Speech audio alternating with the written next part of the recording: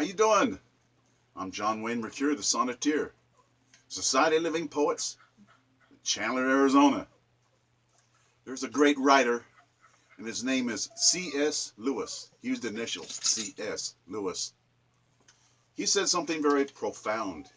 He said, this moment contains all moments. This time contains all time. Seems pretty simple, but it's not. It's very, very profound. The past, the future, the present, it's now. And this now that I'm talking about is a moment that is eternity. Eternity is this. It's what lasts forever. And when this moment is gone, a new one comes. This moment is all moments. And what I'm saying here is that the moment that we have right now in cyberspace is the same moment Jesus had, Lincoln had, Washington had, John Lennon had, Marlon Brando had. These moments are precious and they're just gone. You have moments just like that in your life. And I like Marlon Brando. I wrote a couple of sonnets about him. The greatest actor who ever lived. This sonnet is number 1117. Marlon Brando as Emiliano Zapata. I suppose the real reason I like that movie, Viva Zapata, is because it was written by John Steinbeck. And he wrote The Grapes of Wrath, and he wrote Of Mice and Men, and he's a great writer. And I didn't know he wrote it, but he did. This is a terrific movie, Viva Zapata. One of Marlon Brando's best. It's black and white. So what? It's still a masterpiece. Marlon Brando, the greatest gifted cinema actor of all time. Destined for screen honors. From the very beginning, his acting was so sublime. Stanley Kowalski in A Streetcar Named Desire. Nobody could be Stanley Kowalski but Marlon Brando. Written by Tennessee Williams. Stanley Kowalski. Stella! Stella! He was absolutely magnificent as Marcus Antonius in Julius Caesar. Terrific as Christian Diestel in The Young Lions. He played a Nazi officer and he was blonde. Fantastic looking in that German uniform. My Brits lover. My Brit, hubba hubba. One-Eyed Jacks, he was great in that movie. He played Rio in that movie. And then on the waterfront, he was terrific. Nobody could play Marlon Brando and Don Corleone's Godfather. Nobody. Last Tango in Paris, great. The Appaloosa, wonderful movie. Apocalypse Now, nobody could do that but Marlon Brando. Apocalypse Now, that drama, high drama, the highest. They told him he mumbled his lines. So he took the part in Julius Caesar of Marcus Antonius, and nobody could do it better. That funeral eulogy on the steps of the Forum in ancient Rome, flawless, terrific. In 1952, that movie, Viva Zapata, one of his many, many marvelous masterpieces. Screenplay by John Steinbeck. It is one of Brando's very best. Playing the great Emiliano Zapata. True hero put to the test. Anthony Quinn's in that movie. He's honored as Emiliano's brother. Academy Award. A story of the struggle of peons in Mexico against political overlords. Joseph Wiseman is splendid in that movie. Soon becoming James Bond's Dr. No. Jean Peters played his wife as Josefa, Zapata's wife. She later became the bride of Howard Hughes. Viva Zapata, a Greek tragedy. Tyranny still haunts Mexican history. Outlaw politicians seizing power ever since Hernando Cortés. Spaniards have only given up power in Mexico 3 times. Hero Pancho Villa, Emiliano Zapata, and Benito Juarez. There's always been perpetual Spanish military dictatorships, juntas down there. If you want proof, that the Spaniards still have control? You look at Mexican TV, Univision, Telemundo. All you see is Spaniards. No blacks, no Indians, no mestizos, only Spaniards. Drug cartels beheading all opposition, scoundrel politicians, rogue gangs terrorizing citizens. Catholic Church, a lot of corruption, and they'd never admit it. Plus ça change, plus c'est la même chose. I love that phrase. And it's forever true. It means that the more things change, the more they remain the same. Plus ça change, plus c'est la même chose. You see change, yet things remain the same, through and through. Emiliano Zapata, Francisco Madero, Pancho Villa tried so hard. They were mowed down. All three of them were assassinated. Mexican heroes wind up in graveyards. Mexico is incredibly rich. Natural resources. Tourist heaven. Mexico deserves much better than they're getting. God-fearing, honest politicians is what they deserve. Revolutions should not be lost causes. The death of all freedom.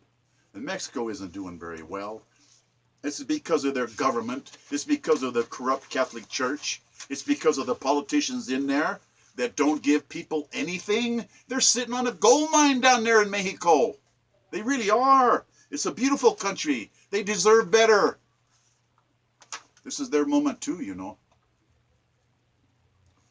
This next sonnet, 1119, is a 1958 movie called The Young Lions. Marlon Brando again. He's something in that movie. I've never seen anybody look better in a German uniform than Marlon Brando with that blonde hair. He's a good-looking guy. Terrific movie, 1958. The Young Lions had a marvelous cast. Magical acting from Marlon Brando. He was a blonde. He was so good-looking, so handsome, playing a German officer, looking fabulous in his uniform, trying to rise from his lower-class roots. The European caste system, it's hard to go beyond what your parents have. He was a ski instructor. His father was a cobbler, repairing shoes. And he, Marlon Brando, Christian Diestel, yearned for success. See his desperation told to Barbara Rush at a ski lodge, hoping Germany would change and do good things under Adolf Hitler. Dreaming of a new Europe, a new order, prosperity, and things so much better. Sensei, that's me. I read this novel in 1955 when I was a kid. The author, Irwin Shaw, it's his finest masterpiece. Irwin Shaw is a good writer. It was the day of Dean Martin's career redemption. He got a part in that movie, and he did really well. Splendid acting piece by Dean Martin. Maximilian Schell, terrific. He was excellent as the Nazi captain Hardenberg. Maximilian Schell. He got the Academy Award for Judgment at Nuremberg, and that speech of his at the end is incredible. The blonde goddess, my Brit, what a babe, was exotic as Gretchen Hardenberg, Maximilian Schell's wife. Montgomery Clift and Hope Lang were in that movie. Lee Van Cleef. Barbara Rush. Intensely dramatic tale of World War II's carnage so calamitous. The story of three soldiers, 2 American, 1 German, drafted into war. You get drafted, you go. Or you get jailed, or shot, or court-martialed. Something bad's going to happen to you. They'll come and get you. You go because you have to go. If you're in Japan, or Germany, or Russia, or the United States, you go because you've been drafted. Marlon Brando's Christian Diestel in that movie, The Young Lions, he learns to hate Nazis' evil. Hardened by savage combat, he sees with revulsion euthanasia. He comes across one of those concentration camps, and he can't believe it, that everything he fought for was a lie. Concentration camps, murder of millions, work of the devil, nations bombed to rubble, carpet bombing, a world gripped with mindless evil. Diestel, Marlon Brando despairs. He's shot down by Dean Martin and Montgomery Clift. Awful killing of Marlon Brando in that movie. It's historic. It's cinematic. It's a tragic death. It's the most unbelievable death I've seen in a movie in a long time. It's good. I felt sorry for him. They left him there dead in that pond in the muck and the mud. The senselessness of war. Young men dying by the many millions. Death seeming to be endless. The lunacy of the world's politicians. I especially like the tale woven by the great Irwin Shaw, The Young Lions. My intense admiration for Marlon Brando's talent. He was without flaw. Maximilian Schell and My Brit were, to me, absolutely fabulous. Making me remember them for more than 59 years is miraculous. People have already forgotten all of the millions dead in World War II. They don't care. The evils of war continue when nations forget this satanic brew of war. Devils plaguing the whole world in 2017. Holocausts anew. Maybe new ones. Maybe millions more will die. Why? Because it's like when things change, they don't change. More war, more trouble. You ought to read that book, The Young Lions. Check out the movie. You'll like it. Guaranteed. Marlon Brando, my hero. This sonnet, number 1118, is about kids. You shouldn't have kids if you're not going to love them and support them. You shouldn't. Come on, man. They deserve a loving father and mother. They deserve a stable home. And the name of this sonnet is The Hard Facts of Economic Life. And you shouldn't have kids if you're not going to spoil them. Make their childhood happy. But that doesn't mean you can't tell them about the hard facts of life. Money, economics, finance, those things that truly matter as an adult. You can't soft soap it for them. You can't sugarcoat it for them. The greatest honor and responsibility in life is to be a mom or dad. To be trusted with a child, a human soul. To feed them, to keep them warmly clad. To always honor them and spoil them with as much love as possible.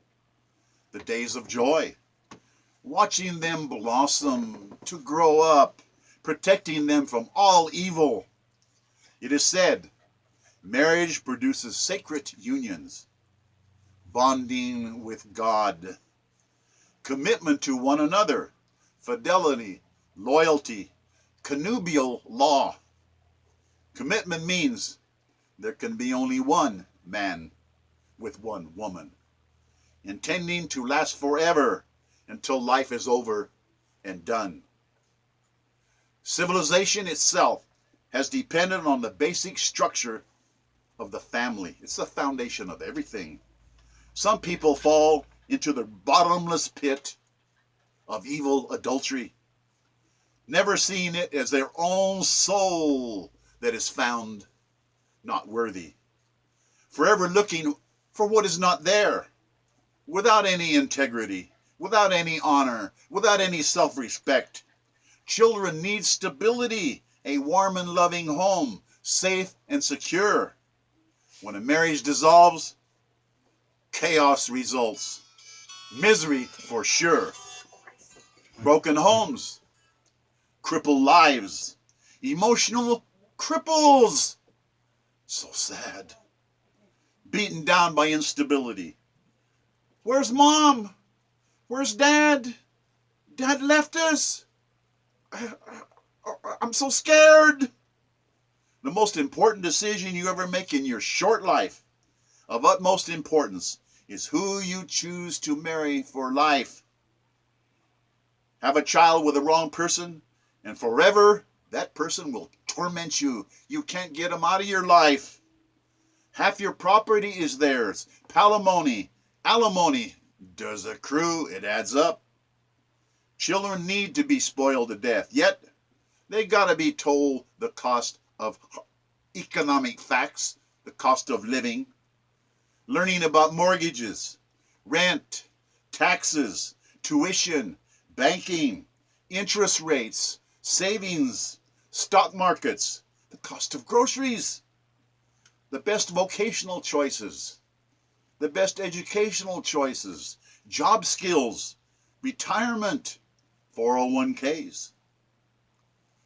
You give a child a treat, and bells of joy ring in heaven's streets. Give a child a home, and you build palaces of gold in kingdom come. Cause a child to stumble and fall, the curse of God is on your immortal soul, because it would better you were never born. Hell is for fools, illegitimate parents, illegitimate fathers, illegitimate mothers, judged not worthy of a child, negligent in guiding children through life's physical difficulties. Parents, only in name, they're criminals. Adults, so very cowardly.